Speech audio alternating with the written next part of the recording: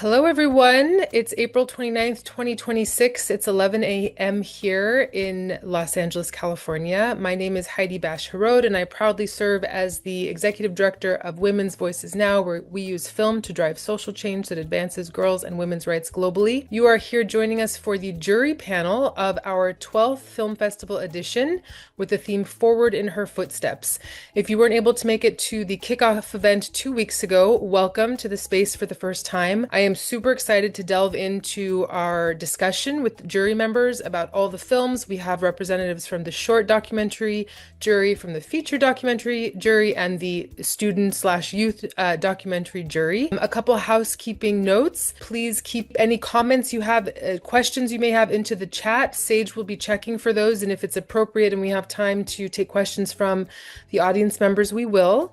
For those of you who are ticket holders who couldn't make it to this session, it will be recorded and you will receive it. I also want to take the time to thank the Film Festival sponsors who helped to make this program possible. So a shout out to Sony Entertainment Pictures, to the Tom Lantos Foundation for Human Rights and Justice, to Monster Energy Cares, and the Dudley E. Doherty Foundation. We cannot do this work without you, and we are so grateful, and we hope that the incredible selection of films and the people involved with this truly make you proud for supporting such an important initiative. Also, I want to make a note to our audience members that a special feature has just been added recently to the portal, the platform for the film festival, which is you can leave reviews for the films. So if you have a really strong emotion about a film, you want to praise it, you want to critique it, you want to talk about it, please put your thoughts there. It is not moderated. It is very much just sort of a post board where you can share your thoughts and other people can read them.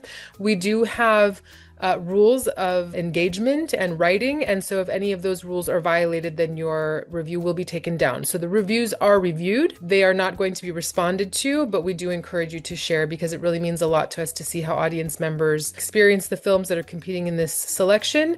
As well, it's very meaningful to the filmmakers to see audience responses since we can't all be together in a physical space. So without further ado, I'm going to ask our guest jury panelists to turn on their cameras and to greet you all out there. So Aurora and Shweni and Ruth and Michelle and Aaron, please go ahead and turn on your cameras. So as I mentioned, we have jury members from all of the categories, which is fantastic. I'm going to ask each of them to introduce themselves so you know who they are, where they're tuning in from, and which jury panel that they are participating on, and we'll get started like that. So Shweni, I'm going to ask you first to share with the audience what is your name, where are you located, what jury panel are you serving on, a couple sentences about yourself, and what made you say yes to being a festival jury member for the Women's Voices Now Film Festival, and welcome. Okay. Hello, everyone. My name is Xinyi Yang. I'm originally from China and currently live in Prague. I'm a writer-director with a background in choreography and acting. And recently, I've been facilitating movement training for actors, focusing on especially breath initiated movements. Is a movement principle inspired by my Chinese dance background. Yeah. And what made me say yes to the festival, right? Yes, yeah, I have been creating a lot, always as the creator, as the filmmaker, writer, director. So I'm really curious to just step back a little bit and look at the role of cinema in society from a little bit different point of view. And I feel I have a very mix of cultures and practices. So I'm looking for a more direct way to contribute my knowledge at this moment, especially for me as a foreign filmmaker living in Czech Republic. It's always much harder to create my own cinema with the local resources. So Women Voices now give me the agency to do something more. Thank you, Shani. It's so great to have you and learning more about you. I wish we had so much more time all together, all of us. Aurora, I'm going to go to you next. So just to repeat the questions, your name, where you're located, a couple sentences about yourself, what jury you're serving on, and what made you say yes to us. Everyone, I'm Aurora. I'm tuning in from Istanbul, Turkey. I'm a short documentary film jury. I'm a documentary filmmaker myself and a photographer of Armenian heritage, born and raised in Turkey, working between Istanbul and Yerevan. with a practice rooted in patient observation and close attention to lives, often overlooked by dominant narratives. And my work traces the long aftermath of historical ruptures, displacement, systemic hardship, with a particular attention to the experiences of women and marginalized communities. I said yes with great pleasure because this is exactly the kind of work I believe in. I make films about women whose stories are quietly carried, often invisible to the dominant narratives, and this festival insists on making those stories visible. So yes. Thank you, Aurora. We have so much to learn from you, and I hope we get to see some of your work at some point too in the future. It'd be so nice. Michelle, it is your turn. Who are you? Where are you located? A couple sentences about yourself. What jury are you serving on? And what made you say yes to Women's Voices Now? Everybody, I'm Michelle Gagnon. I am an American expat living in Tbilisi, Georgia, in the Caucasus. And I'm primarily a documentary filmmaker, director, producer for short docs, but also working in animation spaces and sometimes ADing as well. So I do a little bit of everything. And yeah, I think the experience of being overseas, away from my home culture, has made me, very aware of the need for more community. And I think sometimes my experience in the film industry has been quite male dominant. And so I've been eager to connect with other women in the industry. And when I heard about Women's Voices Now, I thought, wow, this is a great opportunity to meet other female filmmakers, be inspired by their work. I've recently been working on some projects about specifically minority communities, people who are not as well represented in film spaces, as well as advocating for women's rights in the Caucasus, particularly against violence against women. I just worked on a short film on that topic. So when I had just finished that and I found out about the Women's Voices Now Festival, I thought, oh, I really would like to be involved. So I've primarily been focusing in on helping with the feature selection. So yeah, happy to be here. Thank you, Michelle. I'm so grateful that you found us. You're adding so much to our community. So thank you for being with us. Ruth, please go ahead and turn on your camera and tell us who you are, where you're from, a couple sentences about yourself, what jury you're serving on, and what made you say yes to Women's Voices Now. The background looks funny, but it's okay. Azinda Ruth from Uganda, and it's late here, it's night, so I'm trying to find the right angle to distract everyone outside. I'm a multimedia artist, a journalist by professional, and currently a filmmaker. I chose film because it's one way of doing social stories and meet the wider audience. Being a filmmaker right now, I am so impressed that it has a wider audience, which you can't expect because I'm from Uganda. I'm a filmmaker now, meeting different people around here through the stories we tell, and I am predominantly more into bringing more women into production in Uganda, and that's what I'm trying to do, to tell stories and use more than 70% or 80% of the crew I use women who I mentor to do production, to write, to shoot, telling social stories. So why I accepted to be one of the juries here is because this is my second time to apply to be a jury. The last year I applied, I did not make it because of the blackout, so I didn't attend the last meeting with Miss Hilda, I think so. And because this festival is about women and bringing more stories about women done by women, sparked conversation by women. As a person who tells stories about social change, women's stories, bringing women into production, it's a one-way home for me to be. So that's the reason why I really, really want to be involved into festivals or films concerning women or done by women. I'm happy to be here. Thank you, Ruth. I'm so glad that you didn't give up on being part of the jury. I was really sad when it didn't work out last year. So I'm so grateful that you persisted and that you're here and that you're sharing your story with us. And I think I know that you will find so many more who will support your work, if not in person, in spirit, with all that you're trying to do in Uganda. It's so inspiring. So thank you for sharing today with us. And then last but not least, on to Erin Dela Cruz. Erin, who are you? Where are you located? A couple sentences about yourself, which jury you're on, and what made you say yes to our festival. Hi, everyone. Thank you guys for having me. I'm Erin Dela Cruz, and I'm located in Los Angeles, California. I'm currently serving on the youth jury for this year's film festival. I'm a first-year college student at El Camino, and I major in film.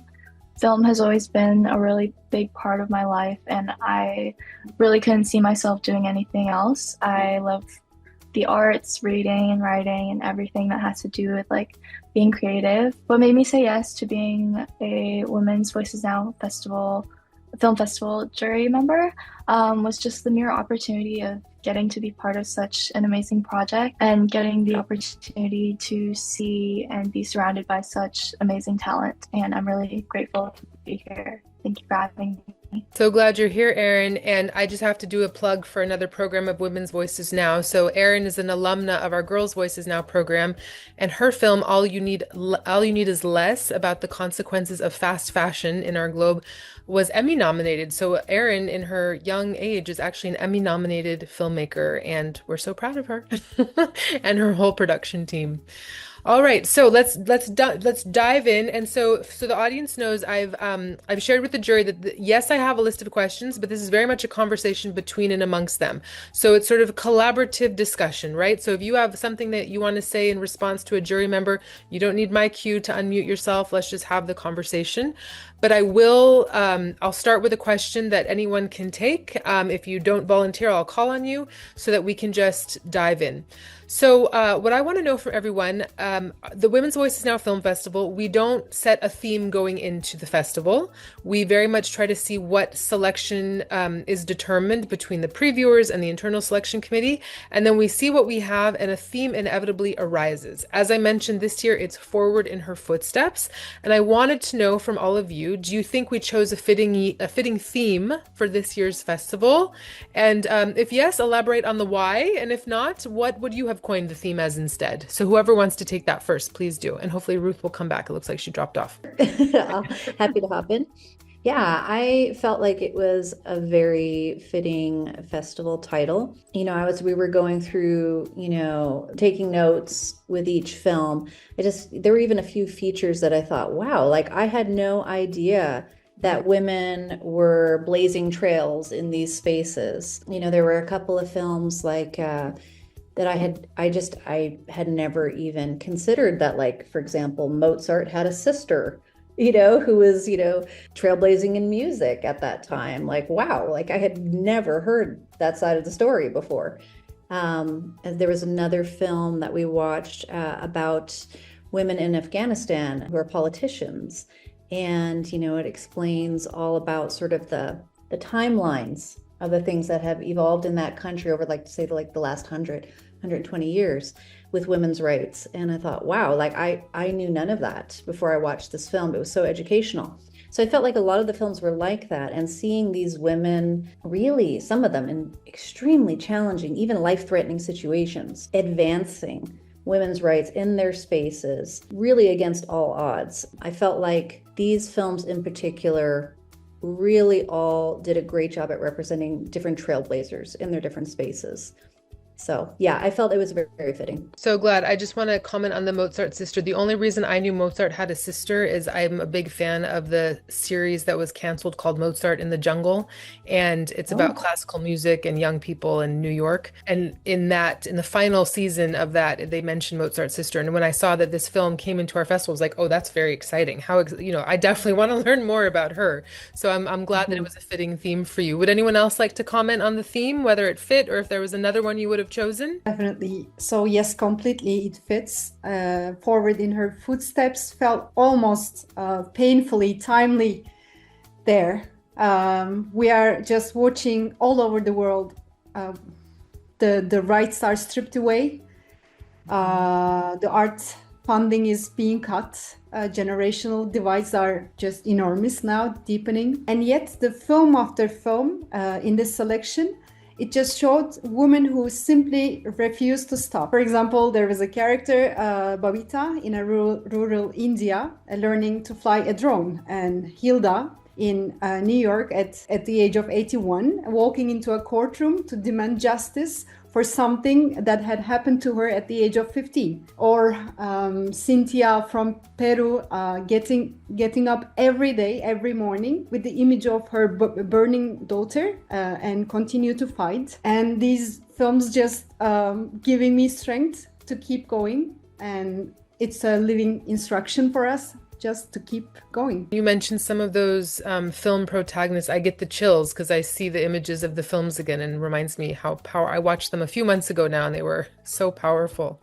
Thank you. Erin, you want to add to this, please? I just want to say what Aurora and Michelle mentioned is extremely powerful. I completely agree. I feel like this year's festival theme was really fitting. A lot of the films that I reviewed really tied well into Forward in Her Footsteps, and I just think the chosen theme was like really highlighted what a majority of these stories were about. Shani or Ruth, do you have any, other themes that came up for you or other things that you noticed in when you kind of looked at the selection of films that you were watching as a whole? Since you're both short doc, anyone, if either of you want to, add your comments here. The theme was very motivating and resiliently well done. Watching Closed, it is one film which it gave me a lot of time to watch and understand, but it's not because it was incomplete, it lacked subtitles, but I was following the character and the early childhood. I didn't understand the language, but I was following the visuals and what they were trying to do. I spent a lot of time on it because I really wanted to see this person who really wanted to tell this story so bad, but they don't know the principles of film or what they have to do to bring it out the communication to the public so well. So Closed is one film which I really, really felt like this person needs to be guided because the story was so well done, but because the way it was done, there are a lot of little proper communication. They had to be advised. And watching, probably if you could follow my rubric, every film was so good to my side. Everyone tackled the topic and angles in the right way. No one did a bad film. I did not find a bad film because each topic was making sense to me. When you go back to the old lady who was raped and she's coming back to gain her sense of belonging or to gain justice, it is one thing that women are waking up, however much they're old, however much some of them are coming out from the shell. It's showing that there is a lot of work done on women to tell stories on their own way, but not helped by someone else, but in their own way to bring out the authenticity and the truth they want. So me to this year's films, I'm so inspired. And when you go, I have a lot because I've watched them, I noted a lot. There is protests where that lady who was fighting for freedom, rape victims, and you saw in the middle where she was giving up because she felt like she was alone and the people who are supposed to help her are not helping. And these are bigger bodies in the whole world where everyone runs to get help. It's also got me so hooked on that, yes, we are trying our best, but sometimes the people we think are supposed to help us, it's nothing to them, but you have to keep on going. Yeah, that's what I can say. A lot I have, each not on every film, but I'm happy that I watched these films. Those are very meaningful remarks. And it reminds me that I forgot to say also for our filmmakers who are tuning in now or who are going to watch this, I believe that many of our jury members would be happy to give you more notes and even do any coaching or guiding because that is because they are so passionate and committed to the work of what the meaning of this festival is. So when you mentioned Closed, Ruth, I would love to connect you to that filmmaker. I think she would be very grateful for any guidance, because I agree that that film blew me away because it brought me to a place I will never visit, right? Like, I don't know how many of us are going to go to that part of Iran and zoom in on that sort of issue and have access to those conversations, like linguistically, geographically, there's so many barriers, and yet the conversation is so important, not to just those women, but to women all over the world who, like you say, you're in the place where you're supposed to be protected and safe, and sometimes those are the most dangerous places to be, and you're working against traditions that refuse to budge, and it's not that they're doing the community any good. So those conversations have to be had and made, and then decisions have to be made if that's how people want to continue to exist. So I agree, that's a really powerful film, and I'm thrilled to hear that you didn't watch any bad films. I didn't think that you would, so it's nice to hear that, though. Shuni, do you have anything you want to add to this this part of the conversation on the theme? Just want to comment that it's such a good choice for the theme in terms of the phrasing. Like now, if you just heard or look at the theme, probably felt it's like kind of abstract. But after you're watching all the films, like now, I can really see, like when we talk about women's footsteps, there's so much emotional weight, so much complexity, so much vulnerability hide inside. So yeah, I just want to like give applause on the choice. I'm so glad that it resonated with everyone. That makes me very pleased.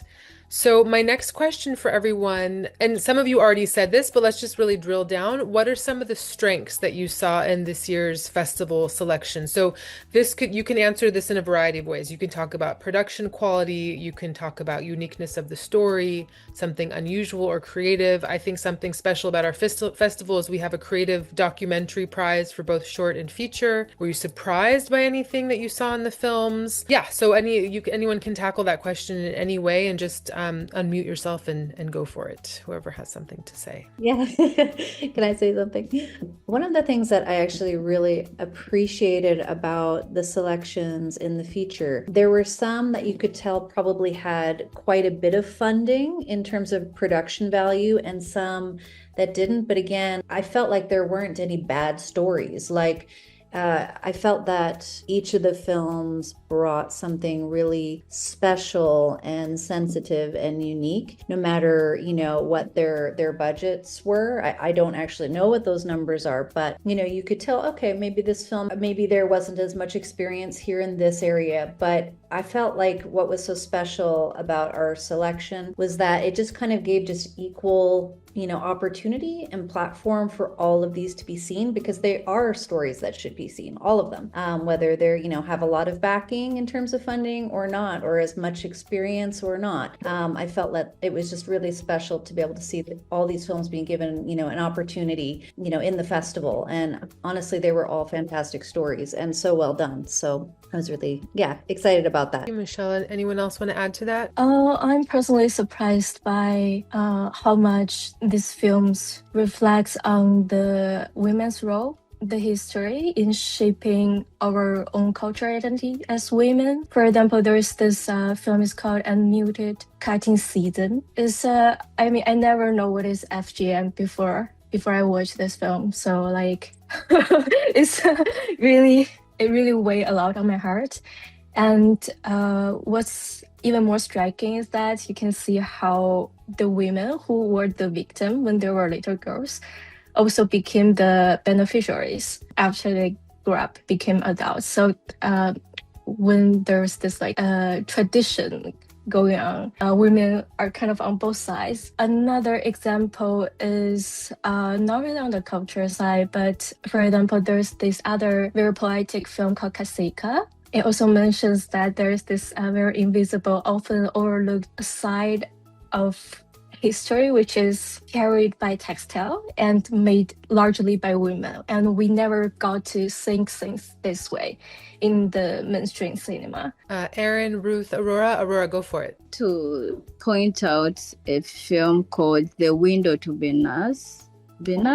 It's one story which I told you I didn't watch any bad film.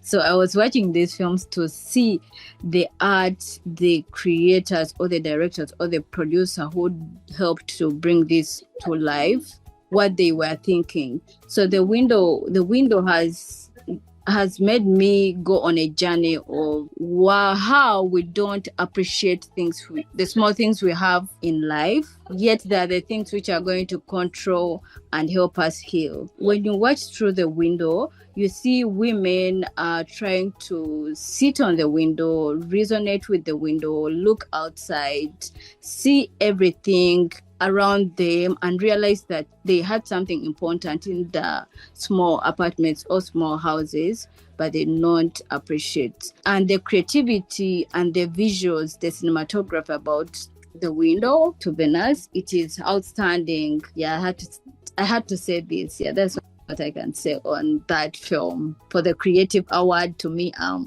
the windows. It was a very creative film. Absolutely. I really, that one made you think. You had to like take it all in and process that a bit. I agree. It was wonderful. Aurora, go ahead. What was really, really effective for me, the range was extraordinary. And we saw many different kinds of worlds from all around the world. It was 39 countries, if I'm not mistaken, from Brazil to India to Taiwan, Pakistan, Turkey, Iraq, Colombia, many, many stories that we wouldn't have the access to otherwise. And each one really arrives with its own original visual language, its own urgency, its own specific world. And how many of these filmmakers choose this intimate storytelling with their characters. It was so beautiful. And how they earn their trusts. This bond between the filmmaker and the characters were amazing. And that really, that trust pays off on screen. To mention some, for example, Justice for Katrin Gomez. It's a film about femicide in Peru, told entirely through a mother's testimony. Actually, the film doesn't really have a cinematic ambition, but we see also, like on the other hand, with Kasika, as Zueni mentioned, we see a very poetic film, and it's the most poetic film in the selection. That the proof, it's the proof that the documentary can operate as pure cinema poetically, and also with pure testimony by witnessing the pain, just the bare pain. And this shows us there is no single path to a powerful documentary and a powerful story. That was the biggest quality of the entire selection for me. I have to share with you all how incredibly validating it is to hear all of your comments, because as a programmer and director of this festival, what you're saying it is my hope that there is an understanding of how powerful all these diverse voices are and all these different approaches to documentary are, and how it's like sort of a metaphor for, being in community. I think like there's so many different people, so many different experiences, but there's sort of a common thread that runs through it all. And when the jury is able to pick up on that, because I don't get to talk to all of the audience members, right, who have tickets to the festival, but it's just so validating and affirming, and I hope our filmmakers understand like what an important role they played in giving us this gift of cinema and the experience of it, because without them we wouldn't be able to have this conversation and to feel these feelings and to be inspired and learn new things and everything. So I just have to express my gratitude to all of you for all of these insights that you're sharing with us so very much. So before we go to a different kind of question, is there anyone else that wants to say any last pieces about strengths of this year's selection, or things that were surprising or unique, or anything else you want to get in before we switch gears just a bit? Ruth, yes, please. There is a story which came to mind when you were speaking. It's about the genital mutilation. So it is also a story which also resonated with me, because I was shocked that even people, Westerners, like white people, experience that. It's watching a story where I thought this issue is only in Africa, predominantly in Uganda. And when I watched through, when they came to Uganda, shot about it, it was a story which brought me back to home and made me realize that even all African Ugandans who are watching the Women Voices Now festival can resonate that it is wider, it's global, it is not stopping anywhere, and it's here to bring more topics to life and spark more conversations. Because if I could see such a story with people not from my background, experiencing something we thought it's from Africa. Also, it's something which whoever chose this film is a blessing from God to us women. Thank you so much. I was going to say, Heidi, one of the things I so appreciated in the feature selection, and I'm guessing this is probably the case for the other categories as well, is just the variety of ways that we're able to observe through this selection of films feminine power. Because I think oftentimes when we hear women's rights, we're thinking, okay, out there protesting, and it's loud and, sort of, get in there. And I think it was really cool to see such a variety of ways that these different women in these films are fighting. And there's one film that comes to mind, is it Narcos or Narchis, about a blind woman in Iran, and she's helping with this community center, this place called Sensory Garden, where she's helping other people who are disabled and teaching other blind people to read Braille. And, she's doing so much of it on her own, and the whole film she's trying to get donors to help them get a printer. And I just thought, it was such a quiet kind of film. It keeps coming back to my mind, this woman, because I just thought, man, she's just so incredibly strong and just the stable presence in her community. And she's, fighting for other, people in her community for their benefit and for, the other women in her community. And just that example, it was such a quiet but like powerful strength. I thought it was really beautiful. It was a really lovely film. And, and then there were other films across the category where, it was more, politicians, or I think there was one we watched of a journalist where like she's like literally on the front lines with other like with women soldiers, and that's also incredibly powerful in just a really different way. So I so appreciate it. Kind of gave me, I think, like a fresh perspective of how our power as women can be portrayed and how that can be done in different ways, according to each of us as individuals and our own personalities. We each have our own strengths. And so that was really cool. I appreciated that very much. Wonderful sharing. Thank you, Michelle. Ruth, I want to just address when you mentioned about FGM and the way that the cutting season began. And for those of you in the audience who haven't watched that film, I've been doing women's rights for a long time, and the way that film starts with the information it shares, I had never heard of that either. And I was shocked and fascinated, and it reminded me that again, the thing is that no matter where we are in the world, there will be actors and practices that seek to subjugate women and to keep us from our power. And no matter where we are from, we all have those things in our cultures, and how important it is for us to visit other people, like through the power of film, that we see how women struggle quietly, loudly, all of those things. And then it really takes our awareness and our solidarity and coming back to, where are we trying to go, and revisiting and evaluating that, and then continuing to move forward, even when all of the powerful forces in the world are trying to make us go backwards, that we do gain strength learning from each other's struggles, and how important it is to remember that we're in it together. We really are in this together. And I'm glad that is also being picked up from what I'm hearing from all of you. So thank you. I can't say thank you enough. So this is actually a good segue. My next question is, so the Women's Voices Now Film Festival, it's actually a very unique film festival. And sometimes it's even hard to explain to people what it is exactly, because there are film festivals that are women's film festivals that are celebrating and promoting women in front of and behind the camera. So all the genres and all the forms, how do we get more women in film?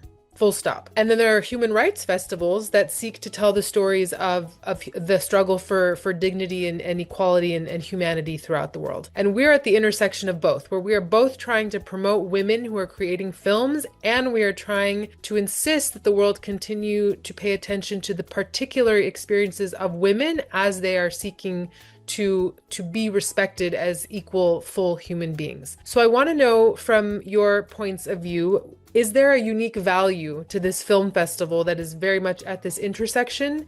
And how important it is it, do you agree that women do need to tell the stories of their own experiences and share them in this way? And if that wasn't clear, I can repeat myself. So simply stated, is there a unique value to a film festival that spotlights women's rights stories made by women themselves? As a person who comes from a place where filmmaking is highly dominated by men, and we sometimes get to be snatched off of our roles in production as women. As a person who has ever experienced all that in production, because I'm a woman, the festival is really showing the power and giving the power back to women to own their stories, own their credits, own their sense of speaking and how they want the public to portray and see what they are feeling, bringing out our feelings in a way that we are included.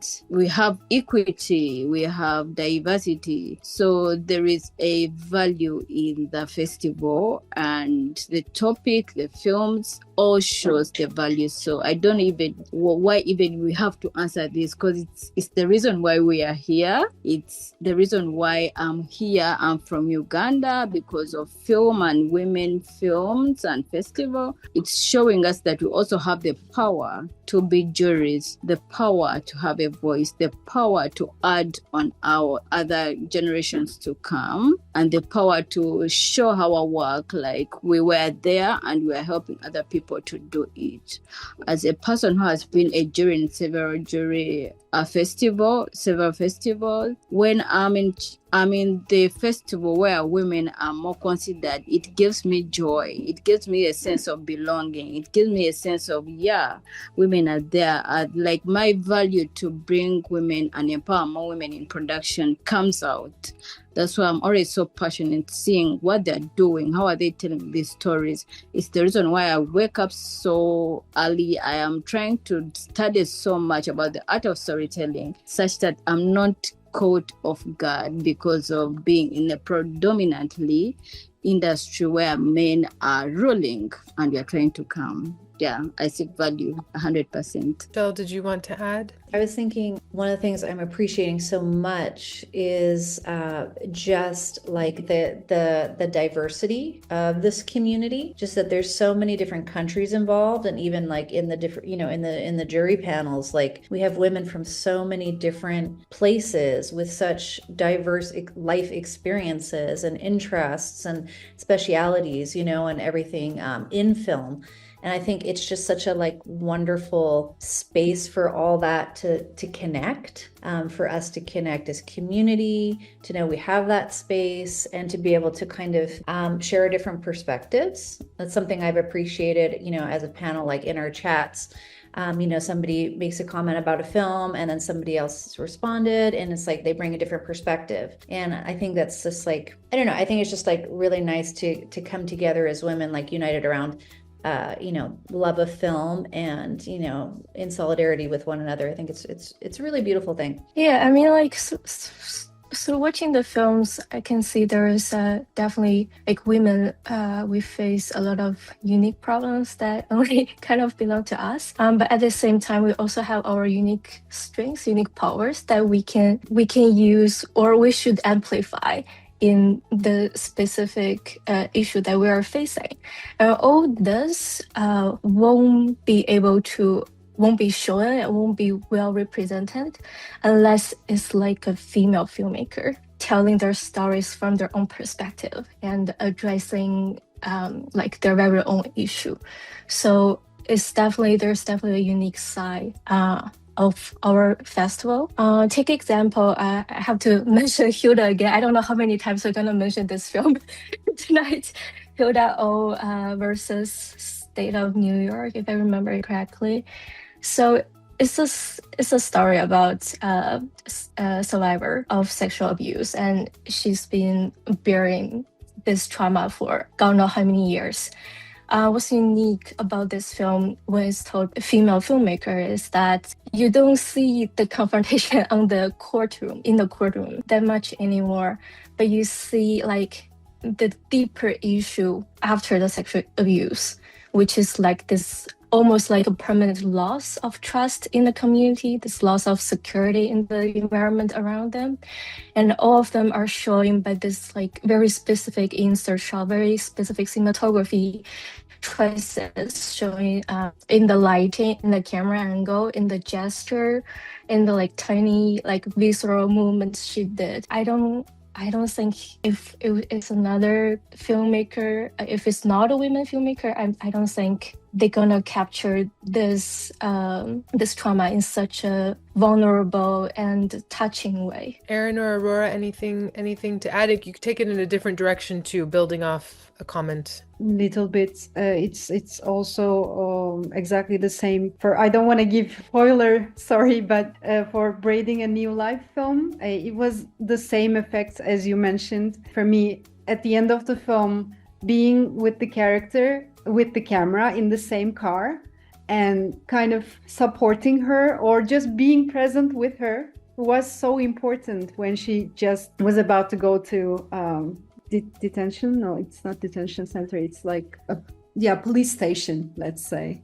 So that's why it's so important to be surrounded by women when you are opening up the most vulnerable situation of yours. And it kind of gives a empowerment.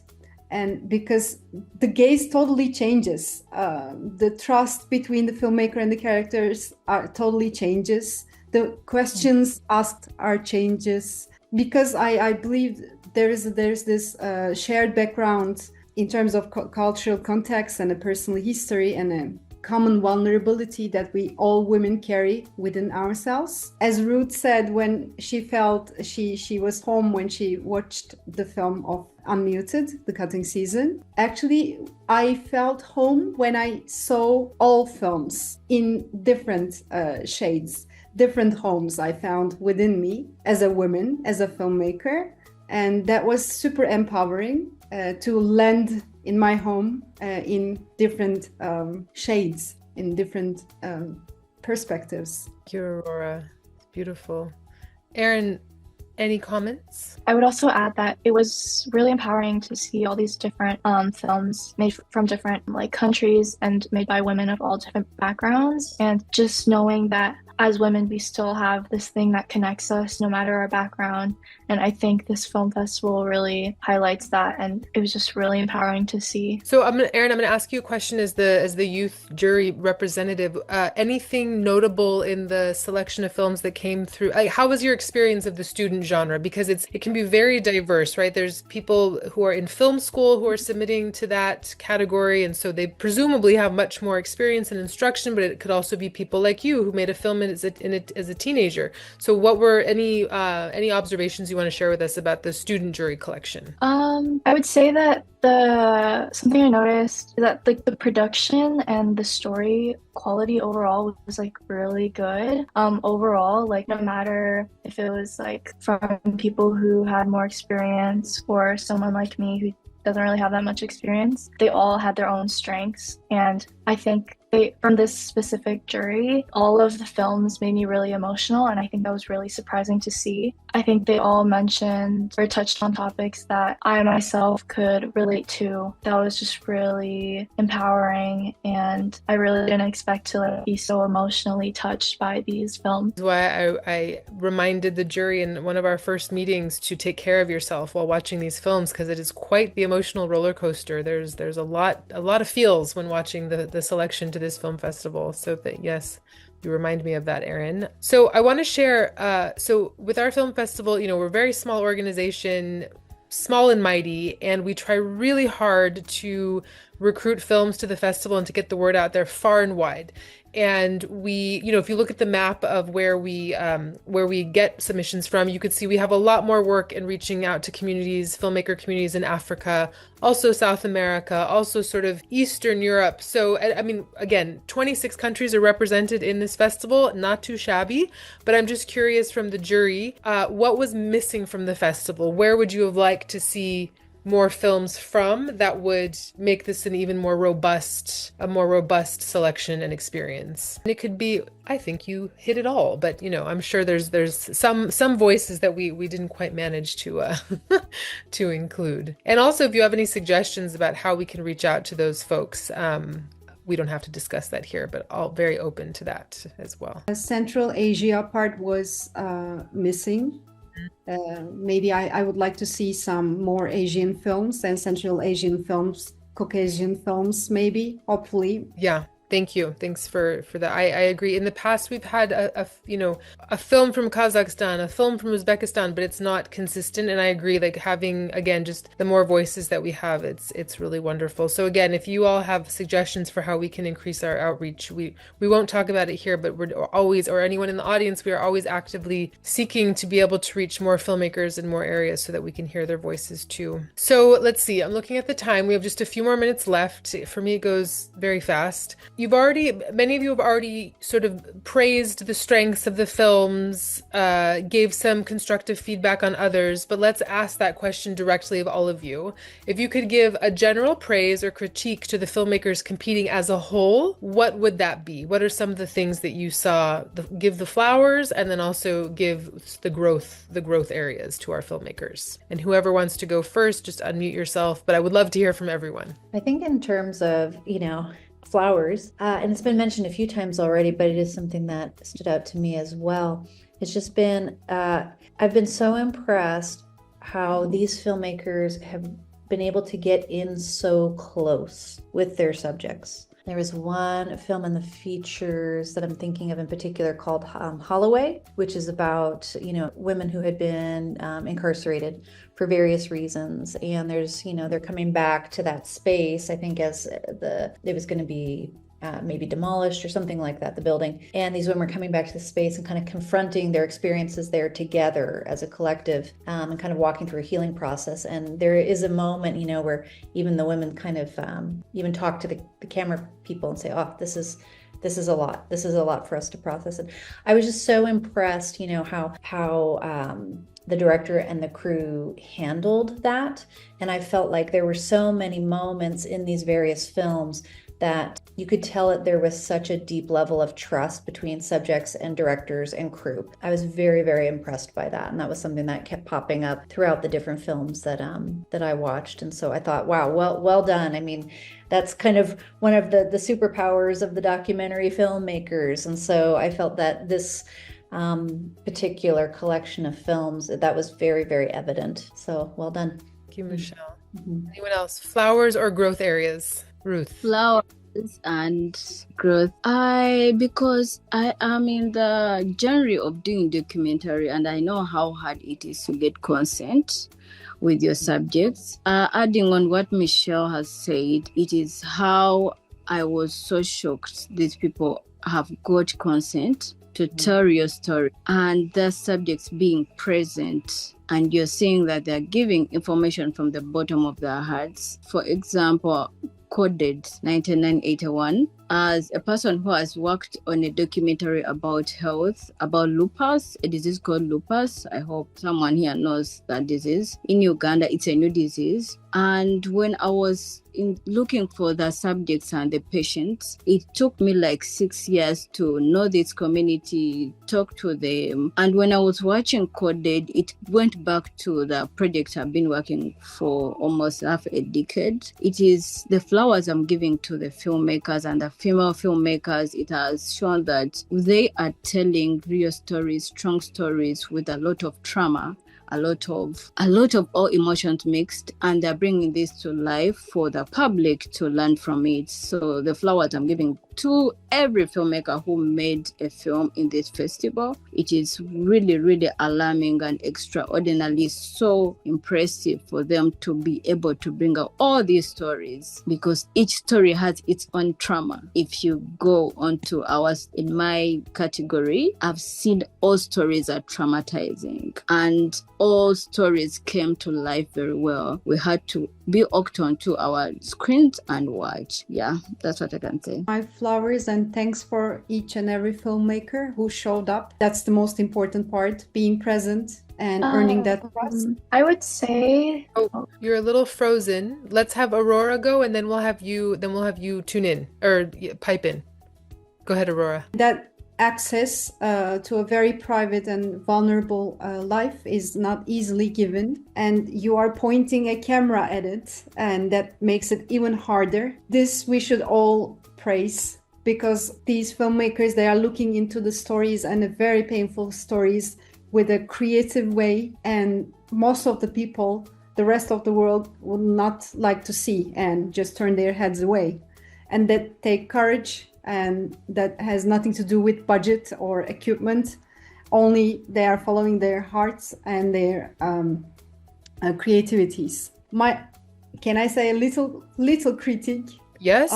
It's just a gentle critique about the music, the using of the music that I just came across almost in every film. So many films, they use the background scores that often softens and explains the emotional moments before I see them, before I feel them. And I would like to tell them, trust their footage and trust their subject. And this is the most powerful moment I witness across all the films. When they trust their subjects, it's the most powerful. Very good feedback, Aurora. Thank you. Erin, did you want to go ahead and share? but I just want to say that I'm really proud of all of these women who make these films. I think that the world tells us women that there are certain things we aren't made for, but it's really empowering to see these women push boundaries and create films about things that may be like taboo.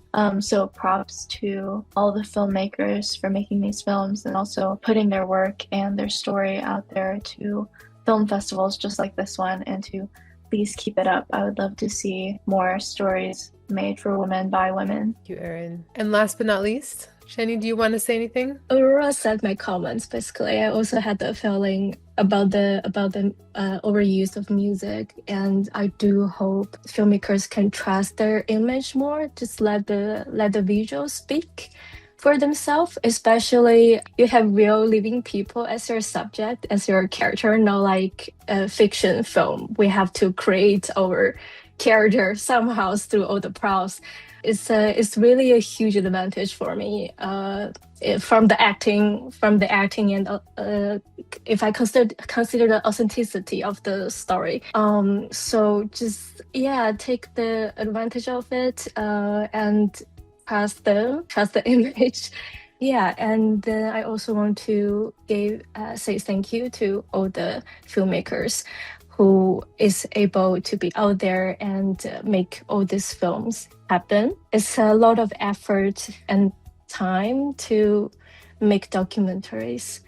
And the act of making these films themselves is already like, you already set an example of how women can make change in society. So thank you. Thank you. Wonderful. So I have two things from the audience. One about if jury members would be open to connect and network after the festival's over. For overlap between work and all of yours. So to that audience member, if you send me an email with that formal request and what that means, I will gladly send it on to all the jury members and see if anyone is able to follow up and has interest in what you're offering. Of course, this is in the spirit of filmmaking and all the things. Thank you so much, ladies. Hi from Morocco, from one of our audience members. So hello, Mariam. Thank you so much for joining us. So glad to have you here. And please give my best to Wafa, who I know is the person that connected you to our festival. I'm so glad that you were able to be with us here. We are out of time. So first, I'm going to give my deepest heartfelt gratitude to all of the jury members for taking the time across the world, across the time zones to be with us today. To just as the example of the filmmakers who share so authentically and truthfully and candidly with us as audience members, that you also shared your experience of watching these films and have been so thoughtful about giving critique and the flowers and all the things. I hope that our filmmakers know that your films have been in good hands, and as you can hear, everyone has appreciated all of your work and praises you for it. And so I hope that that gives you some gratification for all of the hard work that goes into creating these films that take us on quite the journey. So again, jury members, we have a little more work to do in the next 2 weeks, and of course, I'm going to follow up with all of you. And I'm so excited to have you all at the awards ceremony that's happening in 2 weeks. To our audience members, we have 2 more events as part of our film festival. Next week, same time, same place, we will be having our industry chat where we will be delving into the world of ethical deep fakes, which kind of sounds like an oxymoron, but this is our reality, as we know, and talking about generative AI in storytelling, particularly documentary filmmaking, especially when trying to talk about the most difficult and traumatic experiences that women may have that others may not want to hear about. So I look forward to welcoming our moderator, Promita Banerjee, and our 2 guest speakers, Shiran and Tal, who will be walking us and talking us through this experience of generative AI and ethical deepfakes in documentary storytelling next Wednesday, which is already May 6th, 11 a.m. Pacific Standard Time. And then the following week at our awards ceremony, May 13, we will come together to hear which films have been awarded with the cash prizes. We will also meet our Women Making Waves awardee, Carmen Marquez. She's an independent journalist and documentary filmmaker as well. You can learn about her on the festival site. I'm so excited to have her join us and to recognize her for all of her work and her strong voice. And so with that, I will wrap up our session today. Thank you to all of you again for joining us near and far for conversation and for listening. And I hope that our conversations continue offline. And my gratitude to our sponsors, our audience members, my team members. Thank you for this wonderful time together. And I wish the rest of you a beautiful rest of the week, and see you soon. Take care, everyone.